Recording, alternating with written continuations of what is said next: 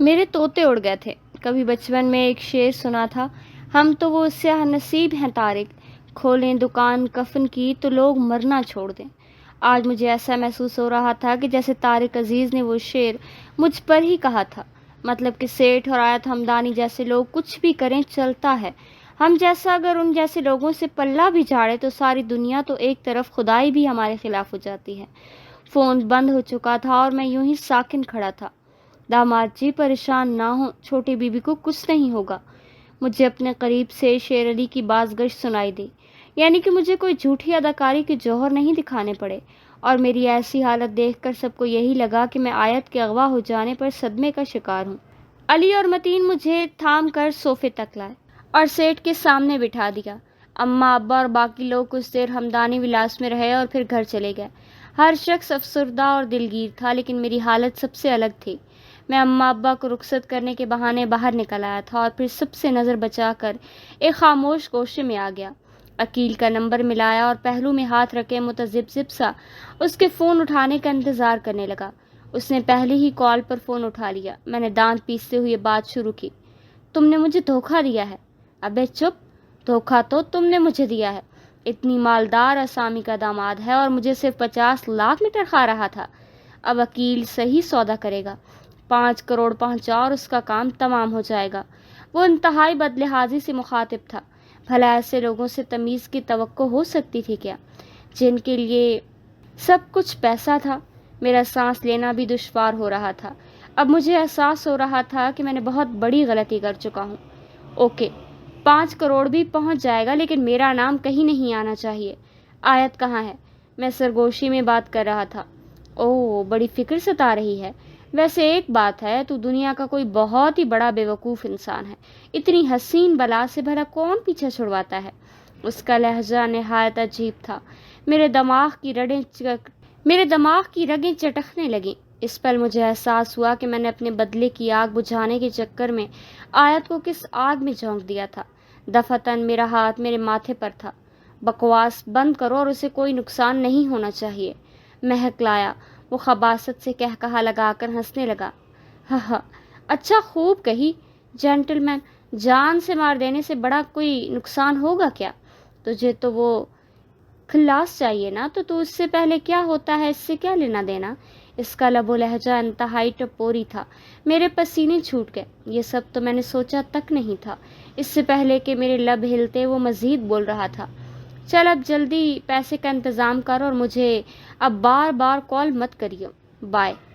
Phone بند ہو چکا تھا اور میں گہرے گڑھے میں گر رہا تھا۔ یہ میں نے کیا کر دیا؟ مجھے ایسا لگ رہا تھا کہ میں دوزخ کی آگ میں جل رہا ہوں۔ میں یوں ہی مجسم بنا کھڑا تھا جب پیچھے سے کسی کی ہامتی ہوئی آواز سنائی دی۔ داماد جی، آپ یہاں ہیں؟ پوری حویلی چھان ماری۔ چلیے، سیٹھ صاحب بلا رہے ہیں۔ میں مڑا تو ملازم پریشان حال سا میرے ساتھ چلنے کا منتظر تھا۔ میں اس کے ساتھ چلتا ہال تک پہنچا جو آدمیوں سے بھرا ہوا تھا۔ اسلحے سے لیس آدمی تھے اور آج ایسے ایسے چہرے نظر آ رہے تھے جو میں نے پہلے کبھی ہمدانی ولاس میں نہیں دیکھے تھے۔ مجھے دیکھتے ہی سیٹھ نے مجھے بیٹھنے کا اشارہ کیا اور پھر بلند آواز میں مگر مختصر سا تعارف کروایا۔ یہ ہمارا داماد ہے، آیت کا شوہر۔ سب نئے چہرے نے ایک نگاہ مجھ پر ڈالی اور سر ہلانے پر ہی اکتفا کیا۔ یہ لمحہ ہی ایسا تھا۔ سیٹھ ہمدانی سمیت اس کے سارے جانشین سوگوار تھے۔ میرے بیٹھتے ہی ان سب میں سے ایک نے بھاری آواز میں معلومات دیکھنے لگا۔ سیٹھ جی، یہ عنایت اللہ کا کام نہیں ہے، یہ تو لیاری کے کنگ وار سے ہے، کرائے کا قاتل ہے، عقیل پٹھو نام ہے، پتہ چلا یہیں لاہور میں ہی ہے ابھی۔ میرا سانس کہیں سینے میں اٹک گیا۔ میں اب پھٹی پھٹی آنکھوں سے سب کی طرف دیکھ رہا تھا۔ یہ لوگ بہت شاطر اور تیز تھے، اس لیے میں نے عقیل کو آیت کے ہی فارم ہاؤس پر رکھنے کا کہا تھا۔ یقیناً وہاں کسی کا دھیان نہ جاتا، پر اب تو معاملہ بالکل الٹ گیا تھا اور ساتھ ہی میرا بھیجا بھی الٹ گیا تھا۔ کہاں ہے یہ بتاؤ؟ سیٹھ ہمدانی دان پر دان جمائے چیخا تو وہ آدمی مزید چوکنا ہو کر بتانے لگا۔ سیٹھ جی یہیں کہیں اپنے کسی اڈے پر ہوگا، اس تک پہنچنا اتنا بھی مشکل نہیں ہے۔ مجھے میری ٹانگیں کانپتی ہوئی محسوس ہوئیں۔ شیر علی، مجھے یہ خبیث ہر حالت میں میرے قدموں پر چاہیے۔ میں نے سٹ پٹا کر سیٹھ کی طرف دیکھا۔ وہ اپنے چیتے جیسی آنکھیں چندھی کیے ہوئے بیٹھا تھا۔ جو حکم آپ کا، ہم ابھی نکل رہے ہیں۔ وہ کسی چوہے کی بل میں بھی ہوا تو نکال لائیں گے اور ادھر آپ کے قدموں میں ہوگا، اور یاد رکھنا سب لاڑی کو ایک خروج بھی نہیں آنی چاہیے۔ اب کی دفعہ سیٹھ کے لہجے میں ہلکا سا خوف نمایاں تھا۔ میں فوراً ہی اپنی جگہ سے اٹھ کھڑا ہوا، مجھے اب اپنی جان کے لالے پڑ گئے تھے۔ عقیل زندہ سلامت سیٹھ کے پاس پہنچا تو وہ زبان کھول دے گا، اور پھر میں نے خیال میں جھربری لی۔ میں نے گڑبڑا کر ساتھ چلنے کا کہا، ارے داماد جی وہاں بہت خطرہ ہے۔ شیر علی نے فوراً منع کیا، ہاں تو خطرہ تو نہ جانے میں بھی تھا۔ میں نے سہم کر سوچا، نہیں مجھے ساتھ جانا ہے، میں نے اٹل لہجے میں کہا تو سیٹھ نے ہاتھ اٹھائے علی شیر کو بولنے سے روک دیا۔ خطرہ؟ کیسا خطرہ؟ سیٹھ ہمدانی کا داماد ہے، اسے بھی اب خطروں سے کھیلنا آنا چاہیے۔ میں نے پہلی دفعہ سیٹھ کے لہجے میں اپنے لیے اعتماد کو محسوس کیا، لیکن کیا فائدہ؟ عقیل کے پکڑے جانے کے بعد یہ اعتماد خاک میں ملنے والا تھا۔ چلیں داماد جی، شیر علی نے مجھے ساتھ چلنے کا اشارہ کیا۔ ہم سب بہت ساری جیپوں اور گاڑیوں میں نکلنے والے تھے۔ میں اب عقیل کے مر جانے اور آیت کے زندہ بچ جانے کی دعائیں مانگ رہا تھا، لیکن اچانک میرے ذہن میں ایک خیال آیا، کہیں اگر عقیل نے آیت کو یہ بتا دیا کہ اس کے ساتھ یہ سب میں نے کروایا ہے پھر؟ میں نے جیب سے موبائل نکالا، لیکن میرے ساتھ بیٹھے متین نے گردن موڑ کر مجھے مشکوک نگاہوں سے گھورا۔ اوہ، یہ تو وہی گارڈ تھا جسے آیت نے میرے کہنے پر ہوٹل میں ہمارے ساتھ آنے سے منع کیا تھا۔ میں نے موبائل اسکرین آف کی اور اسے واپس جیب میں ٹھونس لیا۔ ہمیں 4 گھنٹے ہو چکے تھے۔ ہم مختلف جگہوں پر چھاپے مار رہے تھے، لیکن عقیل عرف پٹھو واقعی کسی بل میں گھس گیا تھا۔ ایک جگہ سب گاڑیاں رک گئیں اور پھر سب اتر کر ایک ساتھ اکٹھے ہو گئے۔ دادا، مجھے لگتا ہے اب ہم سب کو جانا چاہیے، صبح ہوتے ہی سب کی نظروں میں آ جائیں گے، ان میں سے ایک نے بڑی مونچھوں والے آدمی نے کہا، لیکن وہ نفی میں سر ہلانے لگا۔ نہیں، اب جب تک آیت مل نہیں جاتی ہم کہیں نہیں جائیں گے، چلو سب بیٹھو گاڑیوں میں۔ بڑی مونچھ والے نے روپ سے انکار کیا اور پھر سارے اپنی اپنی گاڑیوں میں سوار ہو گئے اور گاڑیاں آگے پیچھے زن زن کرتے نکلنے لگیں۔ مجھے ہوش آیا تو میرا سر شدید بھاری ہو رہا تھا اور حواسوں میں آنے اور آنکھیں کھولنے میں چند منٹ لگے۔ میں ہل نہیں پا رہی تھی، ایسا محسوس ہو رہا تھا کہ جیسے جسم رسیوں میں جکڑا ہوا ہے۔ بند آنکھوں میں ہی مجھے آہستہ آہستہ سب یاد آنے لگا۔ ہادی کی طبیعت خراب ہونا، میرا ہادی کے ساتھ ریسٹ روم کی طرف جانا اور پھر اچانک حملہ ہونا۔ میں نے آہستگی سے آنکھیں کھولیں۔ یہ نیم تاریک پرانا سا کمرہ تھا جہاں کاٹ کا باڑ تھا اور میں ایک کرسی سے بندھی تھی۔ جیسے جیسے میرے حواس بحال ہوئے، جسم میں خوف کے احساس کی سوئیاں چبھنے لگیں۔ میں اغوا ہو چکی تھی۔ نانا ابی، ہادی، نانا ابی، ہادی، میں نے اونچی آواز میں پکارا۔ دل خوف سے لرزنے لگا تھا۔ میں نے اپنی زندگی میں اس سے زیادہ خوفناک لمحہ کبھی نہیں دیکھا تھا۔ میں نے خود کو زور زور سے جھٹکے دینے شروع کیے۔ میرے ہاتھ، کمر اور پاؤں بندھے ہوئے تھے۔ میں اونچی آواز میں چیخنے لگی، کھولو مجھے، کھولو، کوئی ہے، باہر نکالو مجھے۔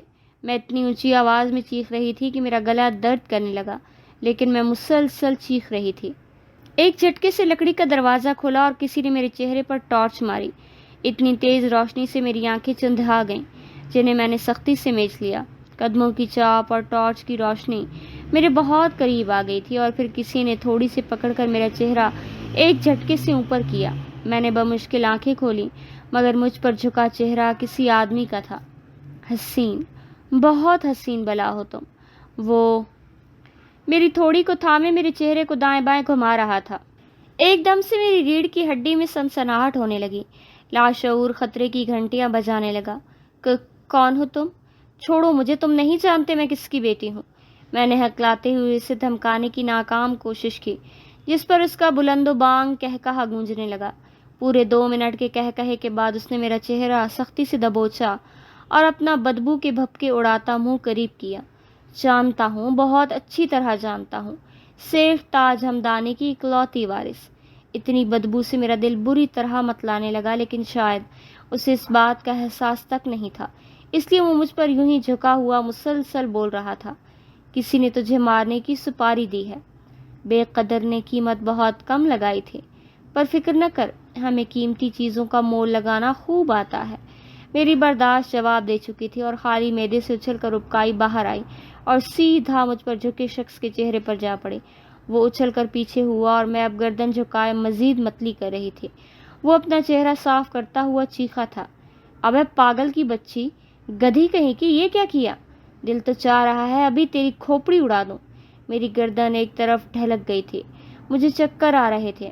پلیز کھولو مجھے، مجھے جانے دو، میری آواز لرز رہی تھی۔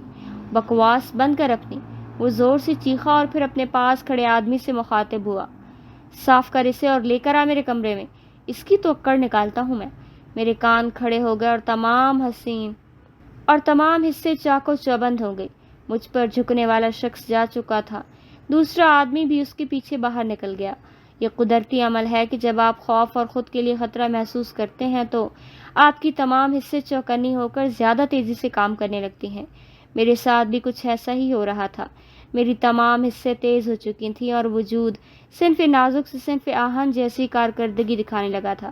میں پوری قوت سے بازوؤں اور جسم کو جھٹکے دے رہی تھی۔ کرسی کی کڑکنے کی آواز کے ساتھ ساتھ مجھے پیروں کے نیچے کانچ کے چٹکنے کی آوازیں بھی آ رہی تھیں۔ میں ایک دم رکی اور ذہن میں خیال کو گوندا، لیکن اس میں خطرہ بھی تھا۔ مجھے کرسی سمیت نیچے گر کر کسی کانچ کے ٹکڑے کو اٹھانا تھا اور پھر اس سے رسی کو کاٹنا تھا۔ کیا میں ایسا کر سکتی ہوں؟ میں نے ایک لمحے کے لیے سوچا اور پھر اگلے ہی پل میں نے فیصلہ کر چکی تھی کہ مجھے خود کی عزت اور جان بچانے کے لیے یہ رسک لینا ہوگا۔ میں نے بندھے ہوئے دونوں پاؤں اوپر اٹھائے اور پوری قوت سے جسم کو جھٹکا دیا۔ ایسا کرنے کے تیسری بار میں ہی کرسی سمیت نیچے فرش پر تھی۔ مجھے اپنے بازو میں کوئی نوکیلی چیز غصے جیسا احساس ہوا۔ اس کے علاوہ بھی جسم کے مختلف حصوں میں چبھن تھی، لیکن بازو کی تکلیف اتنی زیادہ تھی کہ بے اختیار میرے منہ سے چیخ نکل گئی، لیکن شاید وہاں کوئی نہیں تھا۔ میں گہرے گہرے سانس لیتی ہوئی تکلیف کے اثر کو زائل کرنے کی کوشش کی اور میرے بندھے ہوئے ہاتھوں کو زمین پر پھیرنے لگی۔ مجھے کانچ کا کوئی ٹکڑا اٹھانا تھا اور چند منٹ کی کوشش کے بعد ایک ٹکڑا میرے ہاتھ میں تھا۔ میں اسے رسی پر گھسا رہی تھی اور ابھی رسی پوری طرح کٹی نہیں تھی کہ مجھے قدموں کی چاپ سنائی دینے لگی۔ میرا دل زور زور سے دھڑکنے لگا۔ چند منٹ کے بعد میں نے کسی کو پانی کی بالٹی اٹھائے کمرے میں آتے دیکھا۔ میں ابھی بھی رسی کاٹنے میں لگی تھی۔ اس آدمی نے مجھے گرا ہوا دیکھا تو ایک لمحے کے لیے ٹھٹکا اور پھر سر جھٹک کر آگے بڑھا اور پوری بالٹی مجھ پر اونڈیل دی۔ صبح کے 4 بج رہے تھے اور ہم لاہور سے باہر ایک ویرانے میں نکل آئے تھے۔ یہاں دور دور تک بس فصلیں اور کھیت کھلیان تھے۔ سیٹھ کے خاص آدمیوں میں سے ایک کو کنگ وار کے غنڈوں کے اس ڈیرے کے بارے میں مخبری ہوئی تھی اور اب ہم وہاں جا رہے تھے۔ ہم لوگوں نے اپنی گاڑیاں اور جیپیں ڈیرے سے کافی دور روک دی تھیں اور اب سب کو دبے قدموں ڈیرے تک جانا تھا۔ بڑی مونچھ والے نے رخ موڑا اور سب سے مخاطب ہوا۔ سنو، سب ہم نہیں جانتے وہ کتنے لوگ ہیں، اس لیے ہر قدم احتیاط سے اٹھانا ہے۔ میں نے خوف سے تھوک نگلا کیونکہ میں جانتا تھا کہ وہ لوگ صرف 5 ہیں اور یہاں سیٹھ کے غنڈے 20-25 کے قریب تھے۔ شیر علی میرے قریب آیا اور ایک لوڈڈ پسٹل میری طرف بڑھائی۔ داماد جی اپنے ساتھ رکھیے۔ میں نے خوف سے پستول کی طرف دیکھا۔ اس سے میرے دیکھنے سے ہی اندازہ ہو گیا تھا کہ مجھے پستول چلانی نہیں آتی۔ اس نے پستول واپس رکھی اور پھر ایک نوکیلا خنجر میری طرف بڑھا دیا۔ یہ رکھ لیں۔ میں نے ہاتھ بڑھایا اور خنجر تھام لیا۔ اب ہم آہستہ آہستہ کھیتوں اور درختوں کے جھنڈ میں سے ہوتے ہوئے ڈیرے کی طرف بڑھ رہے تھے۔ ڈیرے کے باہر کھڑی وین کو دیکھ کر ہی سب کو پتہ چل گیا کہ وہ بالآخر صحیح جگہ پر پہنچ گئے۔ دادا، بڑی مونچھوں والے کے اشارے پر سب نے ڈیرے کے گرد گھیرا بنا دیا۔ دادا اور علی شیر آگے آگے تھے۔ کچھ دیر میں ہی دادا کے اشارے پر ہم دروازے کو توڑتے ہوئے ڈیرے کے اندر داخل ہوئے، مگر یہ کیا؟ وہاں کوئی نہیں تھا، لیکن وہاں کے حالات شہادت دے رہے تھے کہ آیت اور وہ غنڈے کچھ دیر پہلے یہیں تھے۔ ہم سب خالی کمروں میں گھوم رہے تھے۔ ایک کمرے میں آ کر سب ٹھٹک کر رک گئے۔ وہاں ایک کرسی الٹی ہوئی تھی اور اس سے خون سے کمرے کا فرش لت پت تھا۔ شیر علی کی کانپتی ہوئی آواز ابھری، چھوٹی بی بی؟ متین جلدی سے آگے بڑھا اور فرش پر بیٹھ کر خون کو غور سے دیکھنے لگا۔ ہم لوگ اسی کمرے میں کھڑے تھے جب پیچھے سے کسی کی آواز سنائی دی، کوئی نہیں ہے یہاں، دور دور تک وین کھڑی ہے لیکن ایک گاڑی کے ٹائرز کے نشان ہیں جو یہاں سے سڑک تک جاتے ہیں۔ دادا اور شیر علی ایک ساتھ مڑے تھے اور میں اب بغور جائزہ لے رہا تھا۔ تو کیا آیت کو مار دیا ان لوگوں نے؟ پورے کمرے میں پھیلے خون سے تو یہی اندازہ ہو رہا تھا۔ متین خون کے کچھ قطرے خالی پانی کی بوتل میں ڈال رہا تھا۔ دور کہیں فجر کی آذان سنائی دینے لگی۔ چلو اب واپس سیٹھ کے پاس، اب اس کا فون آئے گا تو ہی اندازہ ہوگا کہ کیا ہوا ہے یہاں۔ دادا نے پریشانی سے تھوڑی مسلتے ہوئے کہا اور پھر ہم سب واپس اپنی گاڑیوں اور جیپوں تک آ گئے۔ ہم جب ہمدانی ولاس پہنچے صبح کے 7 بج چکے تھے۔ میں سب سے نظر بچا کر بار بار عقیل کا نمبر ملا رہا تھا لیکن دوسری طرف سے فون بند آ رہا تھا۔ بلڈ ٹیسٹ کی رپورٹ آنے کے بعد سے حویلی میں جیسے کوہرام مچ گیا۔ وہ خون آیت کا ہی تھا، تو مطلب ان سے پہلے ہی آیت کا قتل ہو گیا تھا، اس لیے وہ لوگ وہاں سے بھاگ گئے اور دوبارہ فون بھی نہیں کیا۔ لیکن عقیل مجھ سے تو آیت کو مارنے کے ہی پیسے لینا چاہتا تھا۔ ذہن پوری طرح معاف تھا۔ وہ لوگ سب پھر سے آیت کی کھوج میں نکل گئے تھے، لیکن اس بار میں ساتھ نہیں گیا۔ سیٹھ ہمدانی کی طبیعت بہت خراب تھی، اس لیے میں ولاس میں ہی رک گیا۔ ڈاکٹر نے سیٹھ کو نیند کا انجیکشن دیا تو میں بھی آیت کے کمرے میں آ گیا۔ میرے دل پر ایک بوجھ بڑھنے لگا۔ آیت کا وہ خون میرے ذہن سے چپک کر رہ گیا۔ مجھے سمجھ نہیں آ رہا تھا جس لمحے کا مجھے شدت سے انتظار تھا وہ مجھے خوشی کیوں نہیں دے رہا تھا۔ میں انہی سوچوں میں الجھا تھا جب میرے فون کی گھنٹی بجی۔ میں نے باوجھلت جیب سے فون نکالا کہ شاید عقیل کی کال ہوگی، لیکن دوسری طرف نیلم کا نمبر جگمگا رہا تھا۔ میں نے بھویں سکیڑے کچھ حیرت سے کال اٹھائی اور فون کان سے لگایا۔ ہیلو ہادی، دوسری طرف صبور تھی۔ صبور؟ ہاں میں ہوں ہادی۔ وہ رو رہی تھی۔ صبور کیا ہوا؟ رو کیوں رہی ہو؟ اور یہ نیلم کا نمبر ہے، کہاں ہو تم؟ ہادی میں لاہور میں ہوں۔ تمہاری شادی؟ میں نے حیرت سے پوچھا۔ نہیں ہوئی، میں نے انکار کر دیا۔ میں ایسے کیسے کسی سے شادی کر سکتی تھی؟ میں ایسا نہیں کر سکتی تھی ہادی۔ وہ پھوٹ پھوٹ کر رونے لگی۔ میں ساکن تھا اور وہ بول رہی تھی۔ مجھے بابا نے کہا یہاں سے چلی جاؤ۔ اگر تم ہادی ہی سے رشتہ رکھنا چاہتی ہو تو ہم سے تمہارا کوئی رشتہ نہیں۔ ہادی پلیز تم چھپ کر مجھ سے نکاح کر لو۔ میں بابا کو منا لوں گی، وہ ایک دن کے لیے لاہور آئیں گے اور ہمارا نکاح ہو جائے گا۔ زندگی کڑا امتحان لے رہی تھی۔ صبور میرے بھروسے سے اپنی شادی توڑ کر لاہور واپس آ گئی تھی، اور ایک میں تھا جو موت کے منہ میں ہاتھ ڈالے بیٹھا تھا۔ آیت مر چکی تھی یا نہیں یہ میں نہیں جانتا تھا، لیکن یہ تو طے تھا اس کے ملتے ہی میں اس دار فانی سے کوچ کرنے والا تھا۔ سب عجیب تھا۔ کل تک میں جس لڑکی کے مل جانے کے لیے ہر خطرے کو پار کرنے کے لیے تیار تھا اور اس کی منت سماجت کر رہا تھا کہ وہ شادی مت کرے، آج جب وہ میرے لیے سب چھوڑ چھاڑ کر آئی تھی تو مجھے کوئی خوشی محسوس نہیں ہو رہی تھی۔ صبور متواتر بول رہی تھی اور میں سوچوں کے بھور میں الجھا سے سن رہا تھا۔ ہادی، میں نے کہا کہ بعد یہیں لاہور میں کسی گھر میں رہ لوں گی اور تمہارا انتظار کروں گی کہ تم کب سیٹھ ہمدانی کے جال سے نکل کر میرے پاس آؤ گے۔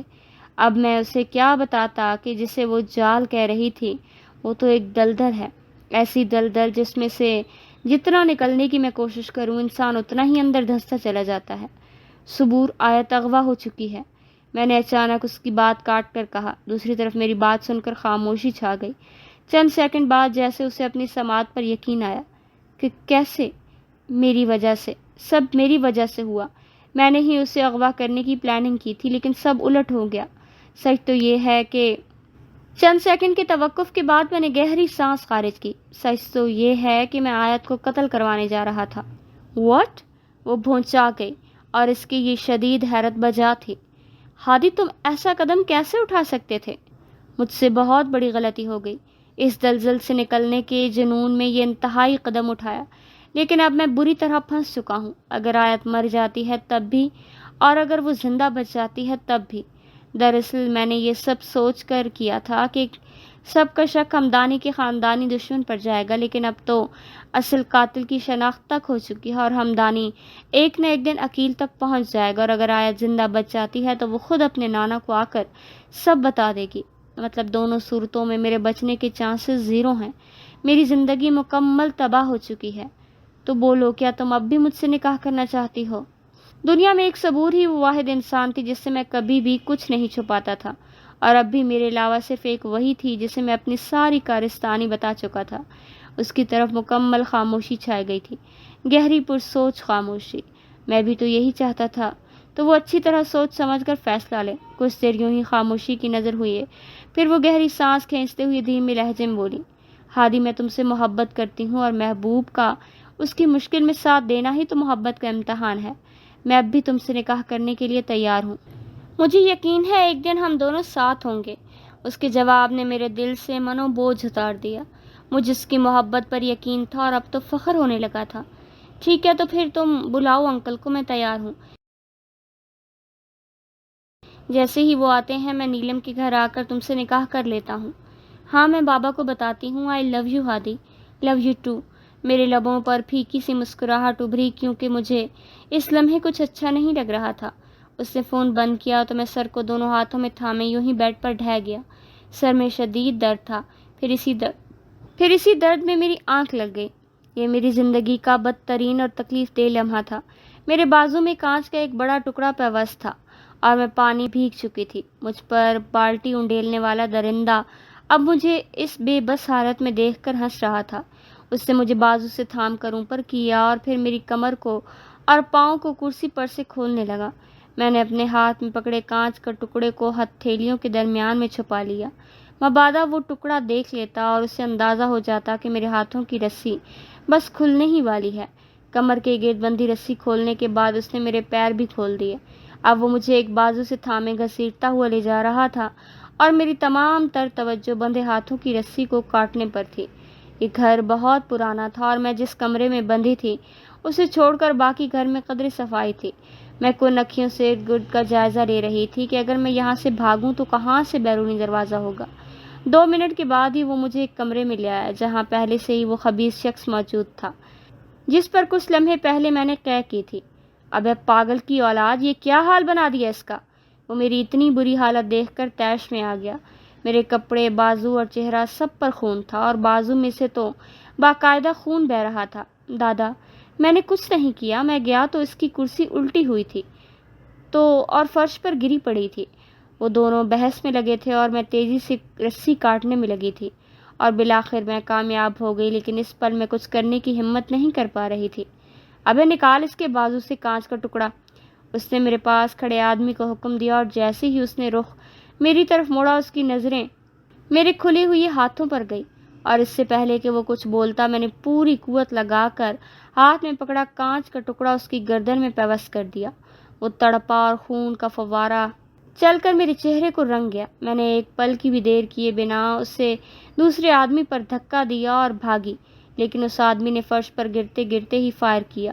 گولی میرے کندھے کو چھوتے ہوئے گزر گئی، لیکن ساتھ ہی میں ڈگمگائی اور بھاگتے ہوئے واپس اسی کمرے میں آ کر دروازے کی اوٹ میں چھپ گئی جہاں مجھے باندھا گیا تھا۔ میرے بازو اور کندھے سے خون بہہ رہا تھا۔ پورے گھر میں ایک دم شور برپا ہوا۔ نوید کو ہاسپٹل لے کر جا، ہم اس لڑکی کو ڈھونڈتے ہیں۔ سارے دروازے کھلے تھے، وہ باہر بھاگ گئی ہے۔ میں جس دروازے کی اوٹ کے پیچھے چھپی ہوئی تھی وہاں سے ایک طرف کھلتی کھڑکی کا منظر صاف نظر آ رہا تھا۔ ان میں سے 2 آدمی زخمی کو ایک کار میں بٹھا رہے تھے اور باقی یقیناً باہر کھڑے ادھر ادھر مجھے دیکھ رہے تھے۔ ان کے وہم و گمان بھی نہیں تھا کہ میں واپس اسی کمرے میں آ گئی ہوں۔ وہ دونوں اب ایک دوسرے کو اشارے سے سمجھا رہے تھے کہ ایک دائیں طرف جائے اور دوسرا بائیں طرف۔ وہ باغ میں مجھے تلاش کر رہے تھے اور میں گھر میں تھی۔ میرے بازو سے بے تحاشا خون نکل رہا تھا۔ تبھی میری نگاہ کمرے کے وسط میں فرش پر گرے میرے دوپٹے پر گئی۔ میں نے دوپٹہ اٹھایا اور اپنے کندھے کے گرد لپیٹنے لگی۔ دوپٹہ باندھنے کے بعد میں کمرے سے باہر نکلی اور گھر کے صحن میں لگے درختوں اور جھاڑیوں میں آ کر چھپ گئی۔ ابھی باہر میرے لیے بہت خطرہ تھا اور میری حالت ایسی نہ تھی کہ میں ان کے مقابل بھاگ سکتی۔ چند منٹ ہی گزرے تھے کہ جب وہ حواس باختہ سے گھر میں داخل ہوئی۔ جلدی سب سمیٹ، ان لوگوں کے پہنچنے سے پہلے ہمیں یہاں سے نکلنا ہے۔ میں نہیں جانتی تھی وہ کن لوگوں کی بات کر رہے تھے، لیکن پھر میرے دیکھتے ہی دیکھتے وہ اپنی گنز اور دوسرا سامان اٹھا کر نکلے اور صحن میں کھڑی ایک چھوٹی کار میں بیٹھ کر فرار ہو گئے۔ ان کے جانے کے بعد جب مجھے محسوس ہوا کہ اب کوئی نہیں ہے، میں کراہتے ہوئے درختوں کی اوٹ سے نکلی اور باہر آ گئی۔ باہر کچھ نظر نہیں آ رہا تھا، دور دور تک کھیت اور درخت تھے۔ میں نے ایک سمت میں بھاگنا شروع کر دیا۔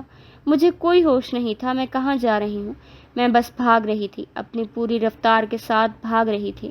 میری آنکھوں کے آگے اندھیرا چھانے لگا اور پھر میں نے خود کو زمین پر گرتے محسوس کیا۔ آیت نہیں ملی تھی۔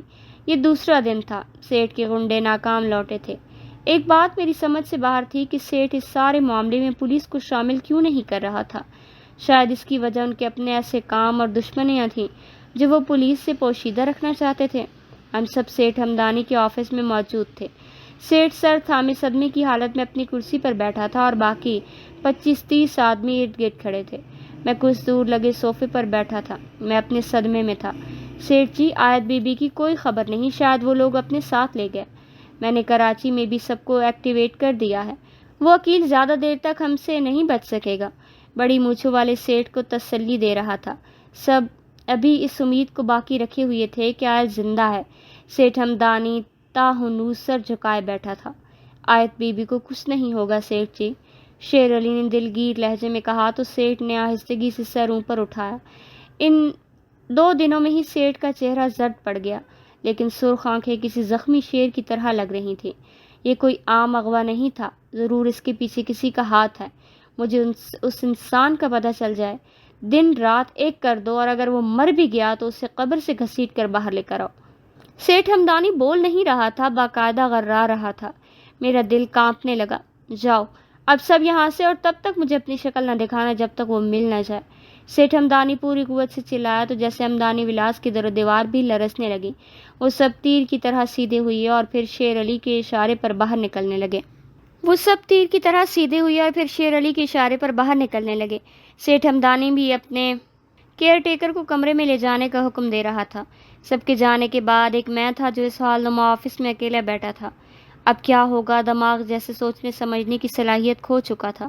میرے فون کی گھنٹی بجنے لگی تو میں چونک کر اس کی طرف متوجہ ہوا۔ صبور کا فون تھا، لیکن یہاں سننا مناسب نہیں تھا۔ میں نے کال منقطع کی اور اسے پیغام ارسال کیا، میں تمہیں کال کرتا ہوں، ویٹ۔ میں آفس سے اٹھا اور باہر لابی سے ہوتا ہوا لان میں آ گیا۔ ایک طائرانہ نگاہ ارد گرد گھمائی اور پھر فون سے نمبر ملا کر کان سے لگایا۔ صبور نے جھٹ سے فون اٹھایا۔ ہیلو، ہادی بابا صبح پہنچ رہے ہیں، ان کے پاس زیادہ وقت نہیں ہے۔ بھائی ہاسپٹل میں ہے اور اس کی طبیعت ٹھیک نہیں، تمہیں جلدی آنا ہوگا۔ کتنے بجے پہنچیں گے؟ وہ کل دوپہر 2 بجے یہاں ہوں گے، تم ان سے پہلے پہنچ جانا کیونکہ وہ نکاح کے فوراً بعد ہی یہاں سے نکل جائیں گے۔ میں پہنچ جاؤں گا، میں نے ٹھنڈے سے لہجے میں کہا جسے اس نے فوراً محسوس کر لیا۔ ہادی کیا تم خوش نہیں ہو؟ میرے خوش ہونے والے حالات نہیں ہیں، میں نے بے بسی سے کہا۔ ہادی کیا ہم بھاگ نہیں سکتے؟ مطلب تم کیوں اس سب میں خود کو الجھا رہے ہو؟ بھاگ کر کہاں جاؤں گا، میری فیملی ہے، اگر میں بھاگ گیا تو سیٹھ میری فیملی سے بدلہ لے گا، تم نہیں جانتی یہ لوگ کیسے ہیں۔ میں کہیں نہیں جا سکتا صبور۔ وہ میرا جواب سن کر خاموش ہو گئی۔ صبور میں کل آ جاؤں گا، ابھی میں فون رکھتا ہوں، میرے گھر والے ادھر ہمدانی ولاس آ رہے ہیں۔ میں نے بہانہ گھڑا تھا، حالانکہ میں مزید اس سے بات نہیں کرنا چاہتا تھا۔ اوکے، میں تمہارا انتظار کروں گی۔ اس نے فون بند کیا تو میں پھر سے عقیل کا نمبر ملانے لگا، لیکن وہ بند تھا۔ آخر کہاں تھا وہ؟ آسمان کھا گیا یا زمین نگل گئی؟ میں نے دانت پیسے اور فون بند کر دیا۔ میری آنکھ کھلی تو میں ہاسپٹل میں تھی۔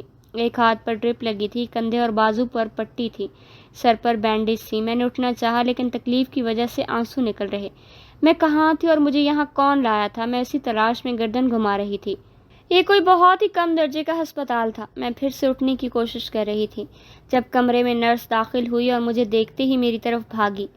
نہیں نہیں، اٹھیے مت، اس نے مجھے اٹھنے سے منع کیا اور پھر فوراً باہر بھاگی۔ آپ کے مریض کو ہوش آ گیا ہے، میں ڈاکٹر کو لے کر آتی ہوں۔ وہ باہر کسی کو بتا رہی تھی۔ میں بمشکل گردن اٹھا کر دیکھ رہی تھی جب ایک ادھیڑ عمر شخص کمرے میں داخل ہوا۔ وہ مجھے دیکھ کر مسکرایا اور پھر ہاتھ اوپر اٹھا کر دعا مانگنے لگا۔ شکر اللہ کا، شکر، دھی رانی کو ہوش آ گیا۔ دعا کرنے کے بعد وہ میرے سرہانے آ کھڑا ہوا۔ پریشان نہ ہو بیٹا، تمہیں میں یہاں لایا ہوں، تم میرے باغ میں بے ہوش پڑی تھی۔ کون ہو تم اور یہ سب کیسے ہوا تمہارے ساتھ؟ وہ مجھ سے تفصیل پوچھ رہا تھا۔ آپ کے پاس فون ہوگا؟ مجھے کال کرنی ہے۔ میں نے اس کے سوالوں کے جواب دینے کی بجائے بے چینی سے پوچھا۔ نہیں دھی، فون تو نہیں ہے، پر ڈاکٹر آ رہا ہے، اس کے پاس ہوگا۔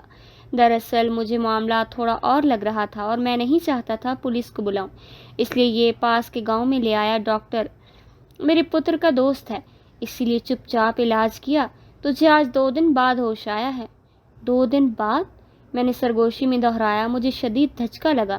پلیز ڈاکٹر کو جلدی بلائیے، مجھے میرے نانا کو کال کرنی ہے۔ آ رہا ہے ڈاکٹر، نرس بلانے گئی ہے، اس سے مجھے تسلی دی تو میں نے بے بسی سے سر کو تکیے پر گرا دیا۔ پورے 1 بجے میں تیار تھا۔ میں نے سفید کرتا پاجامہ زیب تن کیا اور بالوں کو جیل لگا کر سیٹ کر لیا۔ میری آنکھوں کی جوت بجھی ہوئی تھی لیکن مجھے صبور کے لیے مسکرانا تھا۔ میں آیت کے کمرے میں اسی کے سنگار میز کے سامنے کھڑا تھا جب اچانک میری نگاہ ایک طرف رکھی اس کی تصویر کے فریم پر پڑی۔ وہ اپنی مخصوص مسکراہٹ کے ساتھ مجھے ہی دیکھ رہی تھی۔ اس کی تصویر کو دیکھ کر مجھے عجیب سا احساس ہوا اور میں نے فریم کو الٹا کر کے رکھ دیا۔ ایک گہری سانس لی۔ فون کی گھنٹی بجنے لگی۔ صبور کا فون تھا۔ میں نے سپاٹ چہرے کے ساتھ فون کو دیکھا، کال اٹھائی اور فون کان سے لگایا۔ ہیلو، میرا لہجہ مریل تھا۔ ہادی کب پہنچ رہے ہو؟ وہ بے چین تھی اور لہجے میں کھنک تھی۔ تیار ہوں، بس نکل رہا ہوں، میں نے ہنوز مریل لہجے میں کہا۔ انتظار میں آنکھیں بچھائے بیٹھی ہوں۔ ہادی یاد رکھنا، اس محبت کو میں نے بہت سال دیے ہیں اور اس وفا کو نبھانے کے لیے میں نے اپنے والدین کی نافرمانی کی ہے، پلیز مجھے مایوس مت کرنا۔ اس بار وہ بھی اداس لہجے میں کہہ رہی تھی، میں آ رہا ہوں صبور، اب کچھ دیر ہمارا نکاح ہو جائے گا، پھر کس بات کی بے یقینی ہے؟ پتہ نہیں، شاید تمہارا لہجہ مجھے ڈرا رہا ہے۔ صبور، میں پریشان ہوں، میں تمہاری پریشانی بانٹ لوں گی۔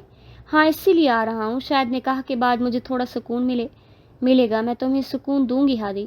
چلو میں فون رکھتی ہوں، جلدی آ جاؤ کہ میں نے فون رکھا، کمرے سے نکلا اور تیزی سے سیڑھیاں اترنے لگا۔ میں نیچے پہنچا ہی تھا جب عجیب سی ہلچل محسوس ہوئی۔ ملازم بھاگے دوڑے پھر رہے تھے اور ان میں سے ایک کی نگاہ مجھ پر پڑی۔ داماد جی جلدی چلیے، آیت بیوی آ گئی۔ میرے قدم ہلنے کی سکت نہیں رکھتے تھے۔ میں وہیں کھڑا تھا اور ارد گرد کا سارا منظر گھوم رہا تھا، یا پھر شاید مجھے چکر آیا تھا۔ سب آیت کو ریسیو کرنے باہر گیٹ پر بھاگ رہے تھے اور میں وہیں کھڑا ساکت و جامد۔ بس ہادی، اب الٹی گنتی شروع کر دے، رونے کے لیے نہیں بلکہ اپنی موت کے استقبال کے لیے۔ میرے ذہن نے میرا تمسخر اڑایا۔ 10، 9۔ آیت کو سیٹھ ہمدانی اپنے باہوں کے گھیرے میں لیے مین ہال میں داخل ہو رہے تھے، جس کے وسط میں کھڑا تھا۔ اس کے کندھے، بازو اور سر پر پٹیاں بندھی تھیں۔ وہ ہال میں داخل ہوئی اور مجھے دیکھ کر ٹھٹک کر رک گئی۔ میرا ذہن گنتی گن رہا تھا۔ 8، 7، 6۔ اسے سیٹھ ہمدانی کے بازو کو اپنے گرد سے ہٹا اور میری طرف بڑھنے لگی۔ اس کا چہرہ سپاٹ تھا۔ میرا دل زور زور سے دھڑکنے لگا۔ 5، 4، 3۔ وہ اب میرے سامنے کھڑی تھی اور یقیناً اب پہلے میرے چہرے پر ایک تماچا رسید ہوگا۔ میں نے خود کو تیار کیا۔ 3، 2، 1۔ وہ ایک جھٹکے سے میرے گلے لگ گئی۔ ہادی، میں ٹھیک ہوں، میں نے خود کو اور ہمارے بچے کو بچا لیا۔ بچے کو؟ میرے ذہن میں پٹاخے پھوٹنے لگے۔ یقین کریں، یہ خوشی کے پٹاخے نہیں تھے۔ وہ مسکراتی ہوئی مجھ سے الگ ہوئی۔ اس کی آنکھیں خوشی سے چمک رہی تھیں اور میں ہونکوں کی طرح اس کا چہرہ دیکھ رہا تھا۔ اس کے چہرے پر زخم تھے، نیل کے نشان تھے۔ میں سچ کہہ رہی ہوں، وہ چہرے پر لجا کے رنگ بکھیرے کھڑی تھی، پر میرے ذہن میں تو صبور کے الفاظ گردش کر رہے تھے۔ کچھ دیر کھڑے سیٹھ ہمدانی نے سب سن لیا تھا اور اس کی تو باچھیں کھل گئیں۔ شیر علی، متین، کھڑے کیوں ہو سب؟ چلو جاؤ، مٹھائی کا انتظام کرو۔ سیٹھ کے لہجے میں گرم جوشی تھی۔ آیت پلٹی اور یوں ہی مسکراتی ہوئی سیٹھ ہمدانی کی طرف بڑھ گئی، جو اب باہیں پھیلائے مسکرا رہا تھا۔ او میری لاڈی، میری شہزادی، تم نہیں جانتی میں کتنا خوش ہوں یہ سب سن کر۔ سیٹھ ہمدانی اسے سینے سے لگائے کھڑا تھا اور میں یوں ہی ساکت کھڑا تھا۔ میری جیب میں فون مسلسل وائبریٹ کر رہا تھا۔ یقیناً صبور مجھے کال کر رہی تھی۔ وہ نکاح کے لباس میں تیار میرا انتظار کر رہی تھی اور میں یہاں سامنے آیت پر نگاہیں جمائے کھڑا تھا۔ وہ میرے بچے کی ماں بننے والی تھی اور یہ جھوٹا رشتہ ایک مضبوط کڑی بننے جا رہا تھا۔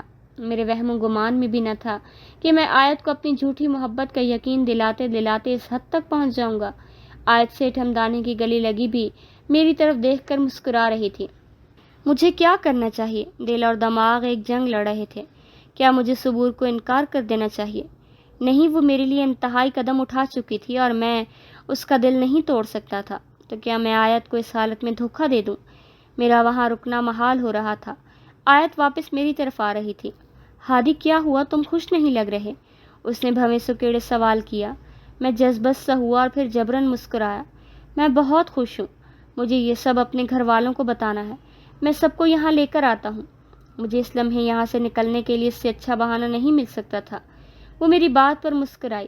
ہاں، تم ان سب کو یہاں لے آؤ، لیکن پلیز کسی کو بھی یہ خوشخبری تم نہیں دو گے، بلکہ یہ گڈ نیوز میں سب کو دینا چاہتی ہوں۔ ٹھیک ہے، میں ان کو لے کر آتا ہوں، میں نے جبراً مسکراتے ہوئے کہا اور تیزی سے آگے بڑھا۔ جلدی آنا ہادی۔ اس کی بے تابی پر میں پھیکا سا مسکرایا اور پھر تیزی سے بیرونی دروازے کی طرف بڑھا۔ میرا ذہن پھٹ رہا تھا اور فیصلہ بہت مشکل تھا۔ ایسا کون تھا جس سے میں اپنی یہ ساری حالت زار کا ذکر کرتا اور پریشانی کا حل مانگتا؟ ایک ہاتھ سے پیشانی سہلاتا اور دوسرے ہاتھ سے ڈرائیو کرتا میں یہی سوچ رہا تھا جب اقرا کا خیال میرے ذہن میں آیا۔ ایک وہی تھی جو مجھے سمجھ سکتی تھی۔ میری کار کا رخ اب اس کے گھر کی طرف تھا۔ صبور مسلسل مجھے کال کر رہی تھی، جس سے میں نہیں اٹھا رہا تھا، اٹھانے کی ہمت ہی نہیں تھی۔ آدھے گھنٹے بعد میں اقرا کے گھر اس کے سامنے بیٹھا تھا۔ اس وقت گھر میں اس کی ساس اور وہ تھی۔ ہم دونوں اس کے کمرے میں آ گئے۔ ہادی، کیا ہوا؟ مجھے تو ڈرا دیا تم نے۔ میں اس کے گھر یوں پہلی بار آیا تھا اور مجھے دیکھ کر اس کا یوں گھبرا جانا فطری عمل تھا۔ میں اس کے کمرے میں صوفے پر بیٹھا تھا اور وہ میرے سامنے بیڈ کے کنارے پر ٹکی تھی۔ میں بہت پریشان ہوں آپی، اور تمہارے سوا میرا کوئی ایسا نہیں جس سے میں یہ پریشانی شیئر کر سکوں۔ میں نے تمہید باندھی اور پھر اپنی تمام کہانی گوش گزار کی۔ میری تمام باتیں سن کر وہ بھی کسی مجسمے کی طرح ساکن ہو کر بیٹھے۔ مجھے بتاؤ پلیز، میں کیا کروں؟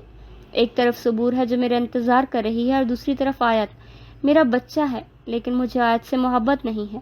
ہادی، اگر بچہ نہ ہوتا تو شاید میں تمہیں یہ مشورہ دیتی کہ تم صبور کا دل مت توڑو اور اس سے نکاح کر لو، لیکن اب جب تمہارے اور آیت کے اس جھوٹے رشتے میں بھی ایک ایسی کڑی آ گئی ہے جو سچ ہے، تو میں تمہیں یہی مشورہ دوں گی، تم صبور کو بھول جاؤ اور آیت کے ساتھ کمپرومائز کرو۔ صبور میرے لیے بہت بڑا قدم اٹھا چکی ہے۔ ہادی، پاگل مت بنو، وہ بھی جذبات میں ایسا کر چکی ہے، لیکن ابھی اگر تم اس سے نکاح کر لیتے ہو اور کل اپنے بچے کی وجہ سے اس کی محبت میں فرق کرو گے تو یہ سب سے بڑی زیادتی ہوگی۔ اچھا ہوگا اسے ابھی چھوڑ دو۔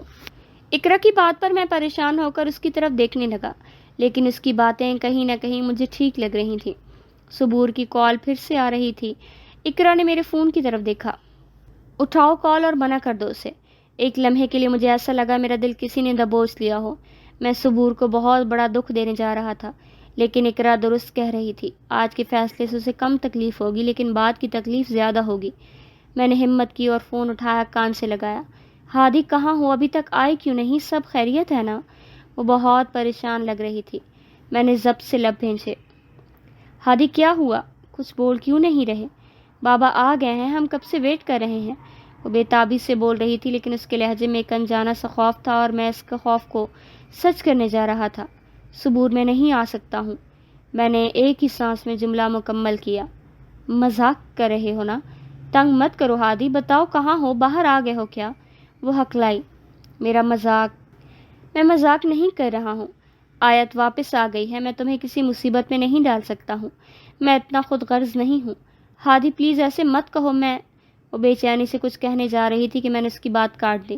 صبور پلیز، تم اپنے بابا کے ساتھ واپس چلی جاؤ، میں نے دو ٹوک لہجے میں کہا اور کال کاٹ دی۔ میں نے اپنی آنکھیں سختی سے میچ لیں۔ میں صبور کی تکلیف کو اپنے دل میں محسوس کر سکتا تھا۔ اقرا نے میرے کندھے پر ہاتھ رکھا۔ ہادی گلٹ مت ہو، تم نے بہت اچھا فیصلہ لیا ہے۔ میں نے دھیرے سے آنکھیں کھولی، آنکھیں جل رہی تھیں۔ تم چلو گی ساتھ؟ میں سب گھر والوں کو لے کر ہمدانی ولاس جا رہا ہوں۔ ہاں، میں امی جی کو بتا کر آتی ہوں۔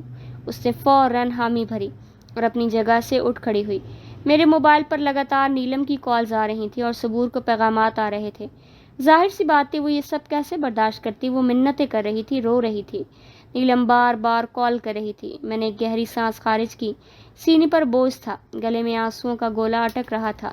میں موبائل کو آنکھوں کے سامنے کیے بیٹھا تھا اور پھر میں نے اس کے اور نیلم کے نمبر کو بلاک کر دیا۔ میری آنکھوں میں امڑتی نمی کو میں محسوس کر سکتا تھا۔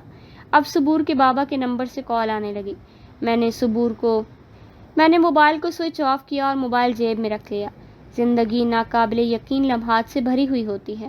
کچھ ایسے لمحات اور ایسے پل ہوتے ہیں جو ہمیں اندر سے کھوکھلا کر دیتے ہیں، پھر چاہے ہم کتنے ہی مضبوط کیوں نہ ہوں۔